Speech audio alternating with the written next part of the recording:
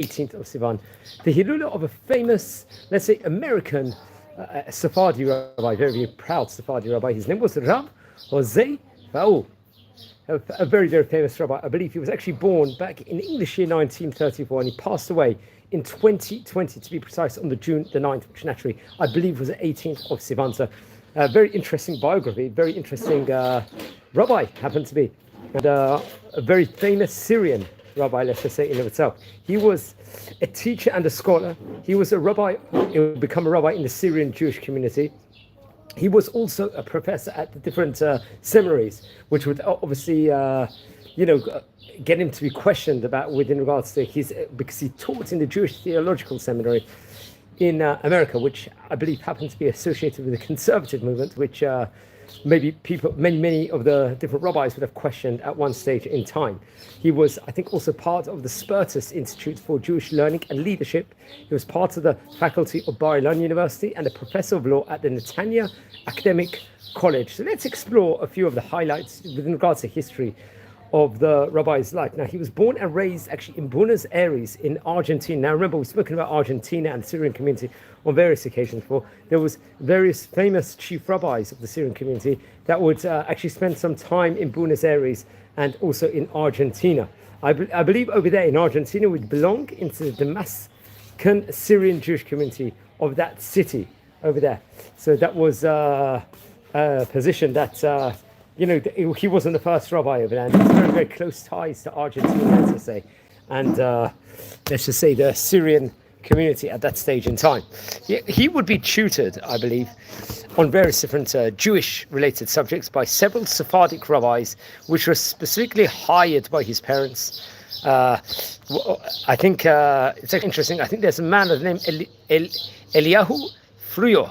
He's cited by Phaor as his principal teacher, is reported. But I haven't actually heard of him personally inside this series. We've explored a lot of rabbis, but that's interesting. And I think he, at the time, was the spiritual head of the Damascus community in Argentina. And he would teach Rabbi Phaor the fundamentals of the Gemara, Jewish law, and rabbinics, respectively. He would have other Chachamim teaching him, including Rabbi Eliyahu Suli, Rabbi Jamil Harari, and Rabbi Aaron Cohen also. So it'll be interesting to hear more about those rabbis in this series as we progress, hopefully, and we'll be able to cover more. Now, it's quoted over, a quotation using Wikipedia over here, that Rabbi Faur credited these rabbis for providing with a very good Jewish education, he states. They never assumed an arrogant attitude towards their students or anyone else. They were accessible to all and encouraged, let's say, contrary views and free discussion. The truth was, let's just say, I'm just quoting what he was reported to have said. The truth was the result of a collective effort in which everyone had equal access and share, rather than being, let's say, imposed by an individual of a superior mind. And following Sephardic educational tradition, the teaching was methodical and also comprehensive. Before one began to study, let's say, Gemara, it was expected of him to have a solid knowledge, let's say, of scripture, Mishnayot, and just the Ein Yaakov, the Shulchan Aruch, the Code of Jewish Law, and other basic Jewish texts. Now, these are all sourced if you look at the Wikipedia article.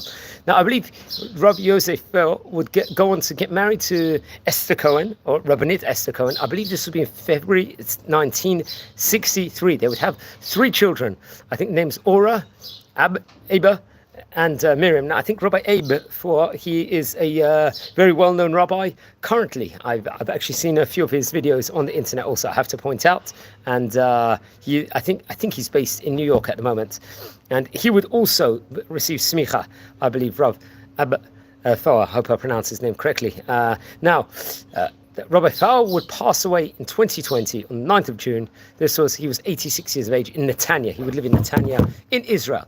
I'm not too sure the exact date. Hopefully, as the article continues, we'll be able to get some clarity on where he, let's just say, what time period that actually had been at that stage in time. Now, we're going to see, let's just explore a bit more with regards to his education. Now, I think come what the year 1955, he was in his late teens. Hacham Faur was accepted to Bet Midrash Govoha. This was in Lakewood in New Jersey, a famous yeshiva over there. Let's say one of the bastion of the Lithuanian yeshivot in America. I think at the premiership at the time was Rabbi Aaron Kotler. And he actually quotes over Rav Faur. He reminisces about his time in the yeshiva. I quote what is reported over in Wikipedia. The first lesson I heard by Rav Kotler sounded like a revelation. He spoke rapidly. He spoke in Yiddish, a language that he didn't know he's saying, but he was able to understand because he knew German. He was very well known in languages.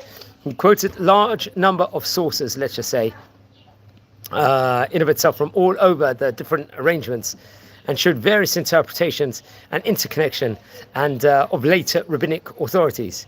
And he was confident with learning with him. He says that he approached Rav Kotler to discuss a specific lesson. He was surprised that he was able to follow. This Rav Kotler was surprised by him.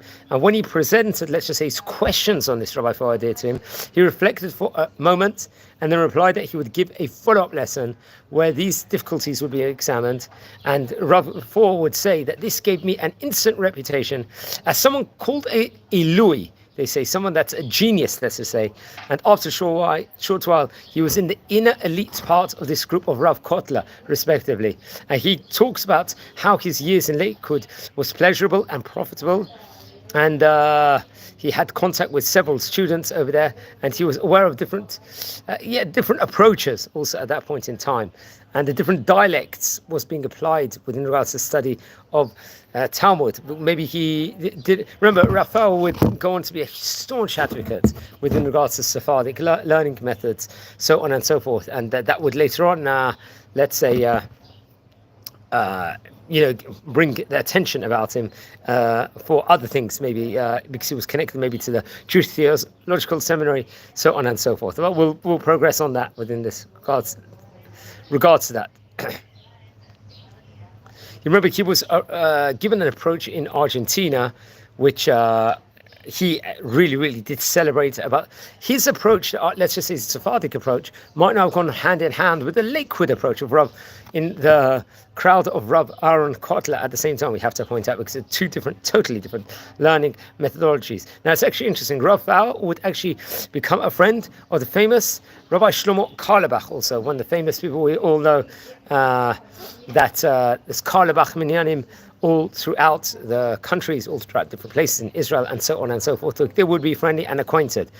Rav Faur would leave yeshiva with a view to fortify, let's just say in his mind, fortify the Torah with an academic background. He was an academic. With this in mind, he would study Semitic philology, accompanied by someone named George Lazary, if I'm not mistaken. I'm not too sure about this. My academic credentials certainly is not the best. I did study in Liverpool University, so I do have a bit of university pedigree, but definitely not to the level that Rav Faur would have, anywhere near that level. So that's interesting. So he would learn about, or study in depth, I believe, about the Spanish expulsion in 1492, and he would spend time in Harvard University. I think that there was a man of the name Harry Austrian Wolfson would persuade Rav Faur to inquire about the Department of Semitic Philology at the University of Barcelona, where I think Rav Faur will go on to study with someone named Joseph Maria Milias Vallicrosa and someone named Alexandro Diaz Macho, I believe. Now, it's actually interesting. He would graduate in the year 1961, Rav Faur would, with a degree in Semitic philology and an MA, Masters in Semitic languages. The title of the master's thesis, which he did, was La Espiritualidad Judea. It was a basic explanation, let's say, on Jewish spirituality. And come what year, 1963, he would receive his smicha and rabbinic ordination from a chacham of the name Rav Salman Haggai Abudi. I think this rabbi we've spoken about on various occasions before. He was the head of the Bet Din of Jerusalem. So he's got a very prominent smicha over here now. And he would complete at the same time a doctorate in at that point in time in Semitic languages, if I'm not mistaken. That would also be Semitic languages, which he received in 1964. Now, it's actually interesting. I believe I did listen to a class of his son, and his son, did he say himself, he did the rabbinic exams in a very short period of time also, which would follow on from his father's footsteps. He would leave Spain. He spent the time in Spain periods and would go on to the Jewish Theological Seminary in New York. And I think at that point in time it was under supervision of a professor of Talmud, Saul Lieberman. Now remember, many people question this at the end. Why be part of a conservative seminary? And there weren't that many, to be honest. I think this was the first rabbi we've spoken about in the series that would actually go and study there in the 80s. We did speak about a rabbi, I think his name was Rabbi Mauritius, who would be the founder of the Jewish Theological Seminary originally, many years beforehand. But I think he had the outlook that it was meant to be an Orthodox seminary, but then the conservatives would later on come and change that, if I'm not mistaken. So this would bring a lot of attention later on, a lot of question within regards to him. What's he doing inside this seminary in of itself? Now there's classes online that would defend why he was there. There was large libraries, there was access to many different manuscripts, and so on and so forth. And that wasn't his intention necessarily to endorse it, but I would let everyone to investigate that. Now come on, in the year 1966, he would be ordained as a Dayan in family law by another famous rabbi we've spoken about before on various occasions, Rabbi Matlub Abadi. And he would be further ordained as a Dayan by Rabbi Suleiman Haggai Abadi. This was, I think, in 1968. And in Choshen Mishpat, respectively, over there. Now, he would go on to start teaching at the Sephardic Achiezer congregation and open a yeshiva in Brooklyn, in New York. I think during this time period, he would bring many people back to halachic observance, it's reported over, and created a renaissance in learning of Torah in according to Sephardic traditions, it's reported over. There's someone of the name Ralph Betesh. He would later on become one of the leaders of the Jewish community, would actually recount how for the first time people heard of great Sephardic luminaries, such as the famous Don Isaac Abarbanel, Rabbi Bachya Ibn Pakuda, and Rabbi Moshe Hafetz, interesting enough. Now, Rabbi Faur's influence in bringing, let's say, the younger generation back to the traditions of halacha and Torah was very substantial, and many of the community's, let's say, religious leaders were his students, or students of him. There was various people, I'm just quoting Wikipedia, someone named Dennis Dweck, Rabbi Moshe Shama, someone named Mickey Kelly, and very interesting. And there was, I think, different stories that will be quoted in different books, I think specifically in the year 2016. And now come on the year 1967, I think he was in close connection with Rabbi David de Sola Pool and Rabbi Matlub Abadi. They would advise a Hacham. I think they're both of those. Rabbi Abadi was from Brooklyn and was originally from Aleppo, and they would give advice to him. And Rabbi Faur would accept, I think, a faculty position in the Jewish Theological Seminary of America in New York City. Now remember, this once again later on, when other rabbis would question this. Once again, it's conservative. It's the same conservative seminary. Now he's taking a position over there. So he would be over there. I'm not sure exactly how many period. He would leave the school eventually in the year 1985.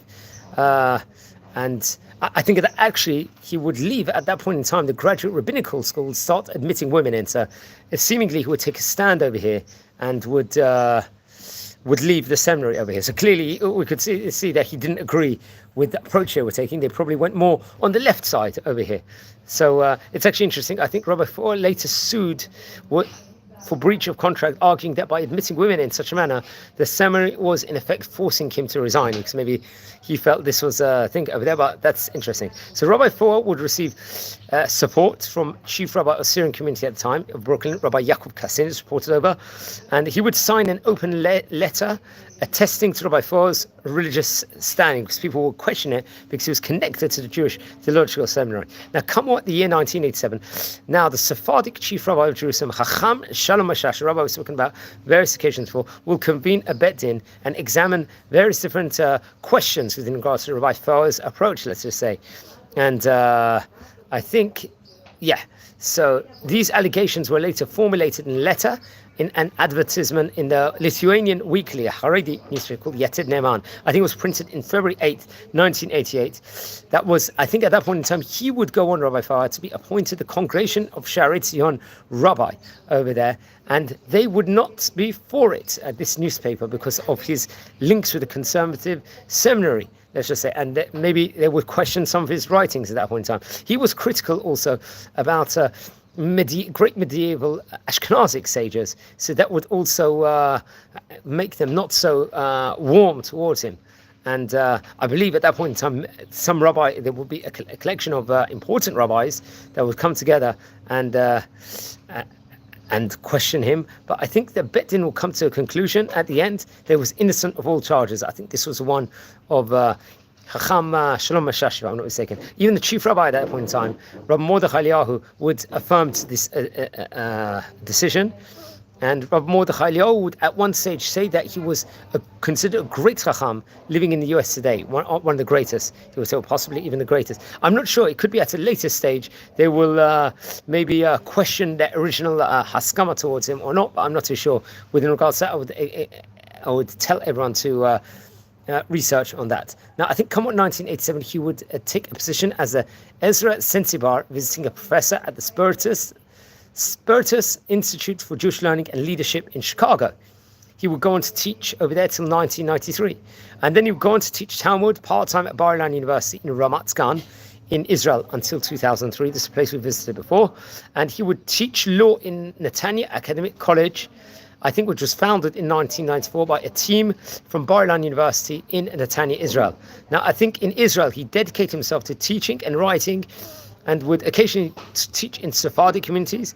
He was invited by a guest speaker, by rabbis such as Rabbi David Shlush, and I think then Chief Rabbi of Netanya, Rabbi Ezra Bar Shalom, I think, who would reside in Ramat Aviv. Now, he'd write different books also. I think a guide to the Maimonides Guide for the Perplexed, one of them that was in April 1998. The Shadow of History, Iberian Jews, Conversus at the Dawn of Modernity. He would speak about, I think that was actually published, connected maybe to the State of University in New York Press in February 1992. The Golden Doves and Silver Dots. This was rabbinic traditions. I think once again part of the Indiana University Press. So remember, he was a real academic and was using the university ties within regards to printing books. A study in the Mishnah Torah, I think, which is in Hebrew. I think that was printed by Mossad Harav Kook in June 1978. Rabbi Yisrael Moshe Hazan, I think this was a book on, in 1977. That was printed in Haifa. He would write many different, there was more books also he'd write. Many articles, for example. One of them was part of an encyclopedia, I think, in Barcelona in 1961. Hilchot Shihita le Rabbi Yehuda Gaon, I think in 1965. Tosfot HaRosh le Perek HaMadir, this was in 1965. Tosfot HaRosh le Mesechet Brachot, Samchut Maran, Etzel Ha-Poskim Sfardim, he would print, I think, in 1966. The Hulufei Otiyot Aleph Beyod Lamasora, the Hamaskara Letargum Unclus. There was just loads of different articles to go on over there. We'll talk about medieval Jewish theology, I think in Jewish Quarterly, and there was just many books. So remember, he was a rabbi that was born and raised in Buenos Aires. He belonged to the Syrian Jewish community over there. It's reported that he would attend a Catholic school when he was young, and the Jewish education would all be private education at that point in time, where he would learn Gemara, Halacha, oral law, and very much. I think he would study with other rabbis in the Syrian community, including Rabbi Eliyahu Soli, Rabbi Jamil Hariri, who was from Halab, and Rabbi Aaron Cohen, who was also from Halab. He would get the rabbinic ordination from that part in of itself. So that's very interesting. I think later on, as I stated before, according to the Wikipedia article I'm reading, the Rav Mashash and Rav Mordechai Eliyahu would actually withdraw their support for Rabbi Faur at a later stage after they gave the support. But I'm not too sure within regards to that. So he was close connection with Rabbi David Shlush, another famous rabbi. So very interesting. I thought this would be... he passed away 5 years ago here from the time of recording. Now, friends, we're a community here. We're learning about different Sephardic rabbis from yesteryear, from the last few hundred years, over here in the series of covered biography videos of nearly about 1,000 Sephardic rabbis, which is a phenomenal achievement over here. If you descend or are related to any of the famous rabbis we're speaking about, please send me an email. I would love to hear more. If anyone's interested in watching any of these videos, please share these videos to other people. So he was a big figure in America, without doubt, with an American rabbinic, in the Sephardic community, Syrian community over here. But it's always good to explore the different rabbis of yesteryear. So wishing you all a good day, Shabbat Shalom, and pray for Israel, because Israel currently is under attack here from Iran. So wishing you all a great day and take care.